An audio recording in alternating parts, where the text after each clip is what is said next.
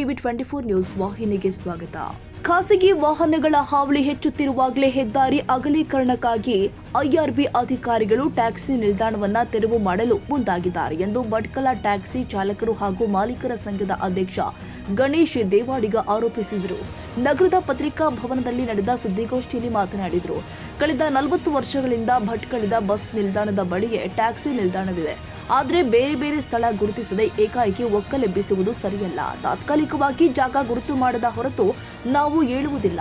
ಈ ನಡೆಯ ಬಗ್ಗೆ ಸಂಬಂಧಪಟ್ಟ ಅಧಿಕಾರಿಗಳ ಗಮನಕ್ಕೆ ತಂದರೂ ಯಾವುದೇ ಕ್ರಮ ಕೈಗೊಂಡಿಲ್ಲ ಎಂದಿದ್ದಾರೆ. ಸಂಘದ ಪ್ರಧಾನ ಕಾರ್ಯದರ್ಶಿ ಜಗದೀಶ್ ಶಿರಾಲಿ ಮಾತನಾಡಿ, ಭಟ್ಕಳದಲ್ಲಿ ಕೆಲವು ಆಟೋ ಚಾಲಕರು ಕುಂದಾಪುರ, ಸಿಗಂದೂರು ಸೇರಿ ವಿವಿಧೆಡೆ ನಿಯಮ ಮೀರಿ ಬಾಡಿಗೆ ಹೋಗ್ತಾರೆ. ಆದ್ದರಿಂದ ಟ್ಯಾಕ್ಸಿ ಚಾಲಕರಿಗೆ ನಷ್ಟವಾಗುತ್ತೆ.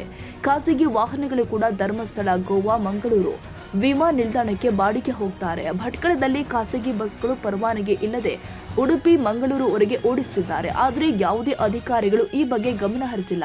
ಹೀಗಾಗಿ ಈ ಕುರಿತು ಜಿಲ್ಲಾಧಿಕಾರಿ ಅವರಿಗೆ ಮನವಿ ಸಲ್ಲಿಸಲಾಗಿದೆ ಎಂದಿದ್ದಾರೆ. ಸಂಘದ ಉಪಾಧ್ಯಕ್ಷ ಮೊಹಮ್ಮದ್ ಮುಸ್ತಾಕ್ ಮಾತನಾಡಿ, ಸಾರ್ವಜನಿಕರು ಖಾಸಗಿ ವಾಹನಗಳ ಬಗ್ಗೆ ಜಾಗೃತರಾಗಬೇಕು.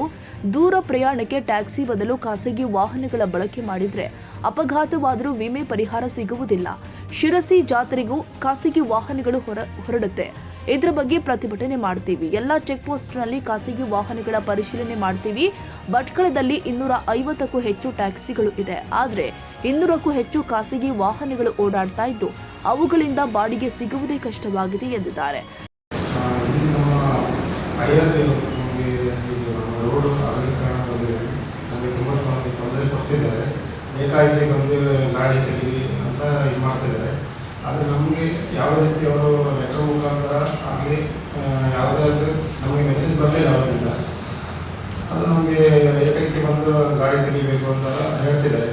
ನಮಗೆ ಈಗ ತೊಂದರೆ ಆಗ್ತಾ ಉಂಟು. ಗಾಡಿ ವ್ಯವಸ್ಥೆಗೆ ಯಾವುದೇ ಕೂಡ ನಮಗೆ ಟೆಂಪ್ರರಿ ಜಾಗ ಕೂಡ ಮಾಡಿಕೊಟ್ಟಿಲ್ಲ ಅವರು. ಡೈರೆಕ್ಟಾಗಿ ನೀವು ಬಂದು ಗಾಡಿ ತೆಗೆದು ನಾವು ಎಲ್ಲಿ ಹೋಗ್ಬೋದು.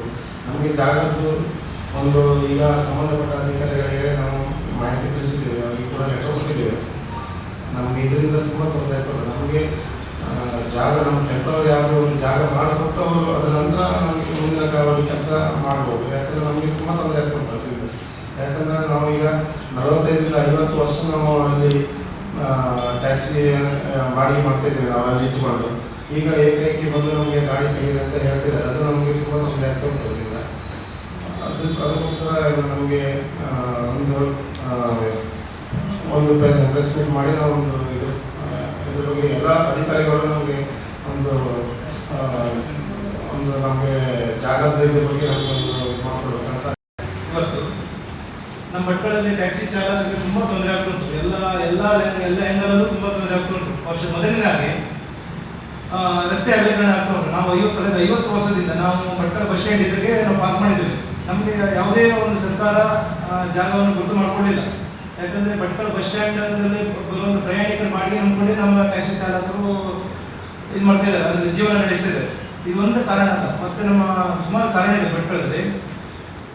ಭಟ್ಕಳದಲ್ಲಿ ಕೆಲವೊಂದು ಆಟೋಗಳಂದ್ರೆ ವಿತೌಟ್ ಪರ್ಮಿಟ್, ಅವ್ರಿಗೆ 7 ಕಿಲೋಮೀಟರ್ ಪರ್ಮಿಟ್ ಇದೆ. ಅದು ಎಲ್ಲ ಆಟೋ ಅಂತ ನಾವು ಹೇಳುವುದಿಲ್ಲ. ಕೆಲವೊಂದು ಆಟೋಗಳು ಕುಂದಾಪುರ, ಉಡುಪಿ, ಮಂಗಳೂರು, ಹುಬ್ಬಳ್ಳಿ, ಗೋವಾ, ಸಿಗಂದೂರು ಈ ಕಡೆ ಎಲ್ಲ ನಮ್ಮ ಭಟ್ಕಳದಿಂದ ಪ್ರಯಾಣಿಕರ ಬಾಡಿಗೆ ಹಾಕೊಂಡು ಹೋಗ್ತಾ ಇದ್ದಾರೆ.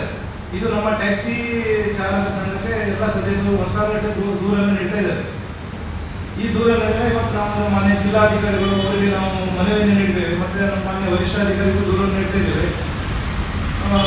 ಈ ಆಟೋಗಳು ಬಾಡಿಗೆ ಮಾಡೋದ್ರಿಂದ ನಮಗೆ ಕೆಲವೊಂದು ಆಟೋಗಳು ಈ ದೂರದ ಊರುಗಳಿಗೆ ಹೋಗಿ ಬಾಡಿಗೆ ಮಾಡೋದ್ರಿಂದ ನಮ್ಮ ಅಲ್ಲಿ ಸ್ಟ್ಯಾಂಡಲ್ಲಿ ನಿಲ್ಲುವ ಆಟೋಗಳಿಗೆ ತುಂಬ ತೊಂದರೆ ಆಗ್ತಾ ಉಂಟು. ಯಾವುದೇ ಬಾಡಿಗೆ ಆಗ್ತಿಲ್ಲ. ಮತ್ತು ಈಗ ಪ್ರೈವೇಟ್ ವೆಹಿಕಲ್ಗಳು, ಕೆಲವು ಖಾಸಗಿ ವೆಹಿಕಲ್ಗಳು ತುಂಬ ಇದೆ ಭಟ್ಕಳದಲ್ಲಿ. ಎಲ್ಲ ಲಕ್ಷಾಂತರ ರೂಪಾಯಿ ಗಾಡಿ ಹಾಕೊಂಡು ಒಂದು 80ರಿಂದ 100 ಗಾಡಿ ಇದೆ ಭಟ್ಕಳದಲ್ಲಿ. ಅವರು ಬಾಡಿಗೆ ಮಾಡ್ತಾ ಇದ್ದಾರೆ. ಬಾಡಿಗೆ ಅಂತ ಹೇಳಿದ್ರೆ ಅವರು ಗೋವಾ ಏರ್ಪೋರ್ಟ್ ಇರ್ಬೋದು, ಕರ್ನಾಟಕ ರಾಜ್ಯಾದ್ಯಂತ ಹೋಗ್ತಿದ್ದಾರೆ. ಸಿಗಂದೂರು, ಧರ್ಮಸ್ಥಳ ಎಲ್ಲ ಹೋಗ್ತಾ ಇದ್ದಾರೆ. ನಾವು ಎಷ್ಟೇ ಪೊಲೀಸ್ ಅಧಿಕಾರಿಗಳಿಗೂ ಮತ್ತು RTO 1 ಅವರ್ RTO ಅಧಿಕಾರಿಗಳಿಗೂ ಈಗ ಕಳೆದ 10 ವರ್ಷದಿಂದ ನಾವು ಮನವಿ ಕೊಡ್ತಾ ಇದ್ದೇವೆ. ಯಾವುದೇ ಸ್ಪಂದನೆ ಕೊಡ್ತಾ ಇಲ್ಲ ಅವರು. ನಾವು ಮನವಿ ಕೊಡಿದ್ರೆ ಅವರು ಬರ್ತಾರೆ ಹೋಗ್ತಾರೆ ಅಷ್ಟೇ, ಯಾವುದೇ ಆಕ್ಷನ್ ಕೊಡ್ತಾರೆ. ಅದಕ್ಕೋಸ್ಕರ ನಾವು ಮನವಿಯನ್ನು ನೀಡಿದ್ದೇವೆ. ಮತ್ತು ಭಟ್ಕಳದಲ್ಲಿ ರೆಂಟಿಗೆ ಅಂತ ಹೇಳಿದ್ರೆ ಎಲ್ಲ ಗಾಡಿಗಳನ್ನು ರೆಂಟ್ ಕೊಡ್ತಿದ್ದಾರೆ ಖಾಸಗಿ ಗೌರ್ಮೆಂಟ್. ಕೆಲವರು ರೆಂಟ್ ತಗೊಂಡು ಅದು ಕಾನೂನು ಬಾಹಿರವಾಗಿ ಅದನ್ನ ಚಟುವಟಿಕೆ ಕೆಲವು ಉಪಯುಕ್ತ. ನಿಮಗೂ ಗೊತ್ತಿದೆ, ಈಗ ಭಟ್ಕಳದಲ್ಲಿ ಕೆಲವೊಂದು ಕಾರ್ಗಳು ಬೇರೆ ಹೆಸರುಗಳು ತಂದು ಅಪರಾಧ ಅಪರಾಧವನ್ನು ತಡೆಗಟ್ಟಲು ಮಾಡ್ತಾ ಇದ್ದಾರೆ. ಇದರ ಬಗ್ಗೆ ಇಲಾಖೆ ಗಮನ ತಂದರೂ ನಮಗೇನು ಇದು ಮಾಡ್ತಾ ಇಲ್ಲ. ಈಗ ನಮ್ಮ ಚಾಲಕರ ಕಷ್ಟಕ್ಕೆ ಯಾರು ಸ್ಪಂದನೆ ಮಾಡ್ತಾರೆ? ಅದಕ್ಕೋಸ್ಕರ ನಾವು ಭಟ್ಕಳಿಂದ ಬಂದು ಇಲ್ಲಿ ಮಾನ್ಯ ಜಿಲ್ಲಾಧಿಕಾರಿ ಅವರು ನಮ್ಮ ಉತ್ತರ ಕನ್ನಡ ಡಿ ಸಿ ಅವರು ಕೊಟ್ಟಿದ್ದೇವೆ. ಯಾವುದೇ ಇಲಾಖೆಯವ್ರಿಗೆ ನಾವು ಮನವಿ ಕೊಟ್ಟಿದ್ರು ಅವರು ಮೇಲಧಿಕಾರಿಯಿಂದ ನಮಗೆ ಇದು ಬರಬೇಕು ಹಾಗೆ ಈಗ ಅಂತ ಹೇಳ್ತಾರೆ. ಈಗ ನಾವು ನೋಡಿ ಸಾಕಾಗಿ ಇಲ್ಲಿ ಬಂದು ಮನವಿ ಕೊಟ್ಟಿದ್ದೇವೆ. ಭಟ್ಕಳಿಂದ ಬಂದಿದ್ದೇವೆ. ಅಧ್ಯಕ್ಷರು ಮಾತಾಡಿದ್ದಾರೆ, ಮತ್ತೆ ನಮ್ಮ ಇವರು ಜಗದೀಶರು ಮಾತಾಡಿದ್ದಾರೆ. ಏನಂದ್ರೆ ಈ ಪ್ರೈವೇಟ್ಗಳ ಹಾವಳಿ ಸಿಕ್ಕಾಪಟ್ಟೆ ಆಗಿದೆ. ಕಡಿಮೆ ಅಂದ್ರೆ 200 ಗಾಡಿ ಉಂಟು. ನಮ್ಮ ಸಾರ್ವಜನಿಕರಿಗೆ ನಾವು ವಿನಂತಿಸುವುದು ಏನಂದ್ರೆ, ಸಾರ್ವಜನಿಕರಿಗೆ ಪ್ರೈವೇಟ್ ಮತ್ತು ಟ್ಯಾಕ್ಸಿ ಬಗ್ಗೆ ಏನು ಮಾಹಿತಿ ಇಲ್ಲ. ಅವರು ಏನಾಗ್ತದೆ ಅಂದ್ರೆ ಯಾವುದು ಟ್ಯಾಕ್ಸಿ ಯಾವುದು ಗೊತ್ತಾಗುದಿಲ್ಲ. ಅವರು ನಾವು ಸಾರ್ವಜನಿಕರು ಕೇಳಿಕೊಳ್ಳೋದು ಏನಂದ್ರೆ, ನೀವು ಪ್ರೈವೇಟ್ ಬಾಡಿಗೆ ಹೋದ್ರೆ ಎಲ್ಲೂ ಏನು ಅಕಸ್ಮಾತ್ ಏನಾದ್ರು ಆಕ್ಸಿಡೆಂಟ್ ಆದರೆ ಏನಾದ್ರು ಅನಾಹುತ ವಿನಂತಿ ಏನಂದ್ರೆ, ನೀವು ನಿಮ್ಮ ಹತ್ರ ಯಾವುದೇ ಗಾಡಿ ಬಂದರೂ ನೀವು ಒಂದ್ಸಲ ಪ್ಲೇಟ್ ನೋಡಿ, ನಂಬರ್ ಪ್ಲೇಟ್ ನೋಡಿ, ಟ್ಯಾಕ್ಸಿ ಯಾವ ಪ್ರೈವೇಟ್ ಅಂದ್ರೆ. ಪ್ರೈವೇಟ್ ಇದ್ರೆ ಮಾತ್ರ ನೀವು ಯಾವುದು ಸಲ್ಲೋದಿಲ್ಲ, ಯಾವುದು ಟ್ಯಾಕ್ಸಿ ಯಾವುದು ಪ್ರೈವೇಟ್ ಅಂದ್ರೆ. ಒಂದ್ಸಲ ಮನೆ ಹತ್ರ ಗಾಡಿ ಬಂದು ಹತ್ತಿರ ಹೋಗ್ತಾರೆ. ನಾವು ಈಗ ಈ ಪ್ರೊಡಕ್ಷನ್ ಮಾಡ್ತಾ ಇದ್ದೇವೆ. ಪ್ರೈವೇಟ್ ಹಾವಳಿ ಜಾಸ್ತಿ ಆಗಿದೆ, ಇದು ಕಂಪಲ್ಸರಿ ಬಂದ್ ಆಗಬೇಕು. ಇದರಿಂದ ಟ್ಯಾಕ್ಸಿಗೆ ಬಹಳ ಹೊಡೆತ ಉಂಟು ನಮಗೆ. ನಾವು ವರ್ಷಕ್ಕೆ 70,000 ಇದು ಪರ್ಮಿಟ್ ಆಗಲಿ ಮತ್ತೆ ಇನ್ಸೂರೆನ್ಸ್ ಆಗಲಿ, ಇದು ನಮ್ಮ ಹೊಟ್ಟೆ ಮೇಲೆ ಪ್ರೈವೇಟ್ ಗಾಡಿಯವರು ಬಹಳ. ಟ್ಯಾಕ್ಸಿ ಚಾಲಕರು ಆದ ಫೈಜಲ್, ರಮೇಶ್, ಮಹದೇವ್ ನಾಯಕ್, ಮಹದೇವ್, ಮಹಮ್ಮದ್ ಅದ್ನಾನ, ಶ್ರೀನಿವಾಸ್ ಮಂಜಯ್ಯ ನಾಯಕ್, ಗಜನನ, ರಾಘು ಶೆಟ್ಟಿ, ಮಹಮ್ಮದ್ ಸಲೀಂ, ರಮೇಶ್ ಮಂಜಪ್ಪ ನಾಯಕ್, ಅಬ್ದುಲ್ ಸಲ್ಮಾನ್ ಹಾಗೂ ಮತ್ತಿತರರು ಹಾಜರಿದ್ದರು. ಇನ್ನು ಕಾರವಾರದಲ್ಲಿ ನಡೆದ ಪತ್ರಿಕಾಗೋಷ್ಠಿಯಲ್ಲಿ ಭಟ್ಕಳ ಟ್ಯಾಕ್ಸಿ ಚಾಲಕರು ಹಾಗೂ ಮಾಲೀಕರ ಸಂಘದ ಅಧ್ಯಕ್ಷ ಗಣೇಶ್ ದೇವಾಡಿಗ ಮಾತನಾಡಿದರು. ಕ್ಯಾಮರಾಮನ್ ಲತೀಶ್ ಚಾಟ್ಲಾ ಜೊತೆ ಸರ್ಫರಾಜ್ ಶೇಖ್, ಟಿವಿ 24 ಕನ್ನಡ, ದಾಂಡೇಲಿ.